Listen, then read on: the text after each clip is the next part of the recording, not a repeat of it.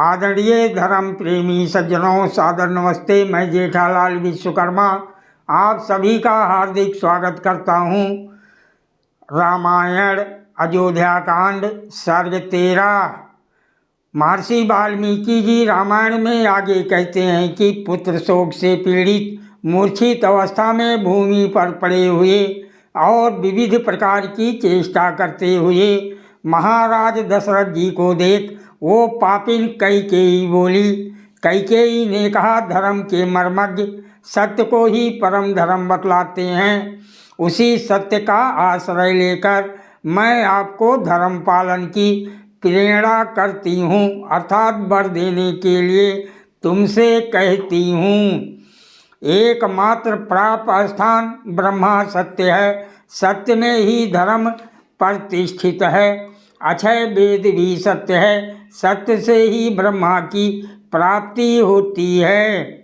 हे राजन, यदि सत्य में आपका विश्वास है तो सत्य का पालन करते हुए मुझे मेरे मांगे हुए दोनों वर दीजिए, क्योंकि आप श्रेष्ठ वर देने वाले हो।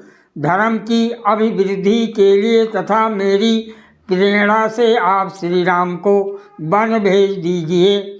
मैं ये बात 3 बार कहती हूँ, अर्थात मेरे निश्चय में कोई परिवर्तन नहीं हो सकता।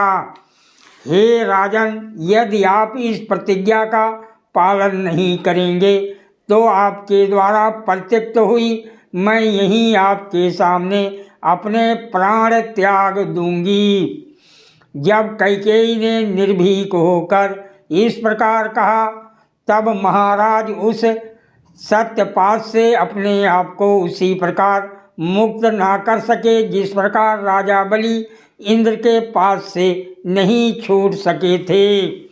महाराज दशरथ जी का हृदय व्याकुल एवं चेहरा पीला हो गया और उनकी दशा 2 पहियों के बीच में घूमने वाले धुरे की भांति अस्थिर हो गई। चिंता और शोक के कारण महाराज इतने विह्वल हो गए कि उन्हें कुछ दिखाई नहीं पड़ता था। बड़ी कठिनाई से धैर्य धारण कर उन्होंने कैकेयी से कहा, हे पापिन, विवाह के समय यज्ञ अग्नि के सामने वैदिक मंत्रों उच्चारण पूर्वक मैंने जो तेरा हाथ पकड़ा था उसे आज मैं छोड़ता हूँ। तेरे पुत्र भरत का भी तेरे साथ त्याग करता हूँ। तुम दोनों से अब मेरा कोई संबंध नहीं रहेगा। हे देवी, अब रात्रि समाप्त होने को है और सूर्य उदय होने वाला है, अतः गुरुजन एवं प्रजाजन निश्चय ही मुझे राम राज्याभिषेक के लिए जल्दी करने को कहेंगे। श्री राम के अभिषेक के लिए तैयार किए गए शुभ पदार्थों से राम का अभिषेक तो ना होगा, किंतु उनसे राम अंत्येष्टि क्रिया करेगा। हे दुष्ट विचार वाली, याद रख, यदि तू राम अभिषेक में विघ्न डालेगी तो मेरी मृत्यु पर मेरी अंत्येष्टि अपने पुत्र भरत सहित तुम मत करना। राम ही मेरी अंत्येष्टि क्रिया करेगा। महात्मा दशरथ जी के कैकेयी से इस प्रकार कहते हुए चंद्र तथा नक्षत्र माला से सुशोभित रात्रि समाप्त हो गई और पुण्य प्रभात हो गया। उधर रात्रि व्यतीत होने पर अपने शिष्यों से घिरे हुए गुण संपन्न महर्षि वशिष्ठ जी ने अभिषेक संबंधी सामग्रियों सहित पुरी में प्रवेश किया। जब महर्षि वशिष्ठ नगरी में प्रविष्ट हुए तो उन्होंने देखा कि राजधानी की सब सड़कें स्वच्छ थीं, उन पर छिड़काव किया गया था। जिधर देखो उधर ध्वजा एवं पताकाएं फहरा रही थीं। भांति भांति के विचित्र फूल सड़कों पर फैले हुए थे और स्थान स्थान पर पुष्पमालाएं लटक रही थीं। वो नगरी सुप्रसन्न मनुष्यों से भरी हुई थी। बाजार की दुकानों में अनेक प्रकार के माल भरे हुए थे। वो नगरी चंदन और अगर की सुगंधी से सुवासित हो रही थी। इस प्रकार की इंद्रपुरी के तुल्य अयोध्यापुरी में से जाते हुए उन्होंने राजमहल को देखा। उस राजमहल पर नाना प्रकार के झंडे फहरा रहे थे। भीड़ को हटाते हुए महर्षि वशिष्ठ जी किसी प्रकार अंतापुर के द्वार पर पहुँचे और अंतापुर में प्रविष्ट हुए। भीतर जाते समय अंतापुर के द्वार पर उनकी भेंट मनुज श्रेष्ठ दशरथ के सारथी शोभन मूर्ति सुमंत्र से हुई।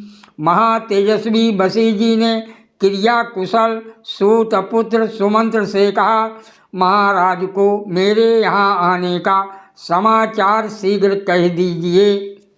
महात्मा वशिष्ठ जी के इन वचनों को सुनकर सूत पुत्र सुमंत्र महाराज की स्तुति करते हुए अंदर प्रविष्ट हुए। सुमंत्र महाराज दशरथ जी के निकट पहुँच गए, परंतु महाराज की वास्तविक स्थिति को न जानने के कारण प्रसन्नता प्रकट करने वाले वचनों के द्वारा उनकी स्तुति करने लगे। तब धर्मज्ञ महाराज दशरथ जी, जो राम अभिषेक न होने के कारण दुखी थे और जिनकी आंखें लाल हो गई थीं, सुमंत्र की ओर देखकर बोले, हे सुमंत्र, अपने स्तुति वचनों से मेरे हृदय को और क्यों छेद रहे हो। सुमंत्र महाराज दशरथ जी के ये करुण वचन सुन और उनकी दीन अवस्था देखकर हाथ जोड़ जहाँ पहले खड़े थे उस स्थान से कुछ दूर हट गए। जब महाराज दीनता के कारण और कुछ ना बोल सके, तब अपना काम बनाने में निपुण कैकेयी सुमंत्र से बोली, हे सुमंत्र, राम के अभिषेक के आनंद में मगन होने के कारण महाराज सारी रात जागते रहे। रात भर जागरण के कारण थके हुए इस समय वह सो रहे हैं।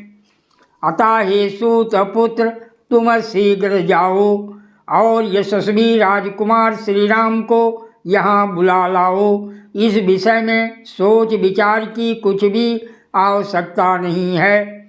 इस पर सुमंत्र ने कहा, हे भामिनी, मैं महाराज की आज्ञा के बिना कैसे जाऊं।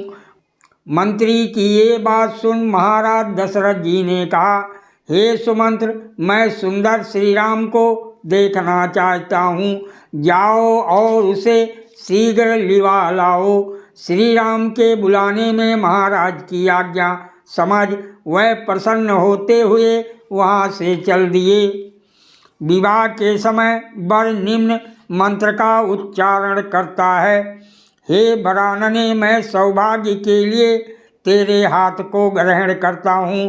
तो मुझ पति के साथ जरा अवस्था को सुखपूर्वक प्राप्त हो।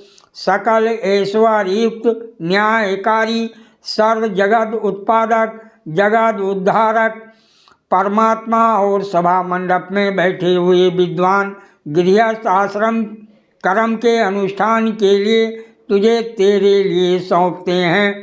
मृतक शरीर को स्नान कराने से अंत्येष्टि कर्म आरंभ होता है, अतः उसे सलिल क्रिया कहते हैं। इससे जान पड़ता है कि वशिष्ठ आदि ऋषिगण जो महाराज दशरथ के मंत्रिमंडल में थे, बस्ती में नहीं रहते थे। वह नगर के कोलाहल से दूर एकांत शांत में रहा करते थे। वह आज के मिनिस्टरों की भांति 40-40 और 50-50 सहस्त्र रुपए के फर्नीचर से सुसज्जित कोठियों में नहीं रहते थे। सादर प्रणाम। जय सिया राम जी की।